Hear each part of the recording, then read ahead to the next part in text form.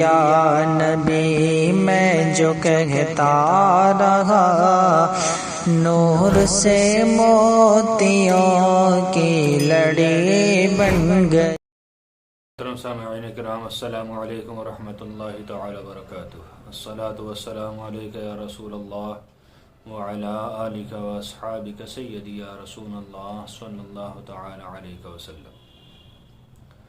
سائل نے سوال کیا ہے کہ حضرت نماز پڑھتے ہوئے ذہن ادھر ادھر جاتا ہے، اس کا کیا کیا جائے، کیوں جاتا ہے؟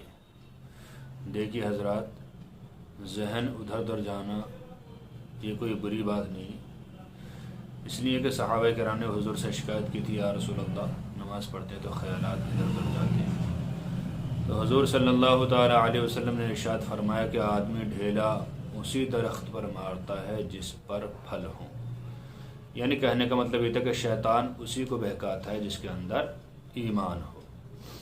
لیکن اس سے بچنے کے لیے دو تین باتیں میں آپ کو بتاؤں گا، ان پر اگر توجہ دی جائے تو انشاءاللہ ذہن کم بھٹکے گا اور نماز پڑھنے میں انشاءاللہ خشوع و خضوع رہے گا اور مزہ آئے گا۔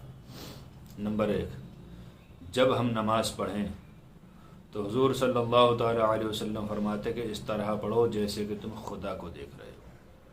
اگر اتنی قوی حضوری حاصل نہ ہو سکے، یعنی اتنا پختہ ایمان ہمارا نہیں ہے، تو کم از کم اتنا تو یاد رکھو کہ اللہ تعالی ہمیں دیکھ رہا ہے۔ یہ بات ذہن میں رکھیں تو انشاءاللہ خیالات کم بھٹکیں گے۔ اور دوسری بات یہ دھیان میں رکھیں کہ جب ہم نماز پڑھیں تو نماز میں جب قرات کی جاتی ہے یا جو بھی پڑھا جاتا ہے اس کے معنی پر دھیان دیں، ترجمے پر دھیان دیں، اور آہستہ آہستہ پڑھیں تو انشاءاللہ ذہن نہیں بھٹکے گا۔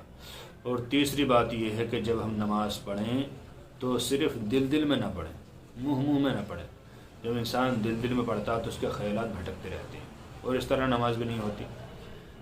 اس طرح پڑھیں کہ زبان سے اتنی آواز نکلے کہ اپنے کانوں تک آئے، یہی قرات کا ادنا درجہ ہے۔ جب الفاظوں کو سمجھ کر، دیکھ کر اور اتنی زور سے پڑھیں گے کہ خود سن سکیں تو انشاءاللہ ہمارا ذہن نماز میں ہی رہے گا اور ادھر ادھر کے خیالات نہیں آئیں گے۔ اللہ تعالیٰ سے دعا ہے کہ اللہ تعالیٰ ہمیں صحیح طریقے سے خشوع و خضوع کے ساتھ نماز بندگانہ و جماعت ادا کرتے رہنے کی توفیق عطا فرمائے، آمین۔ السلام علیکم۔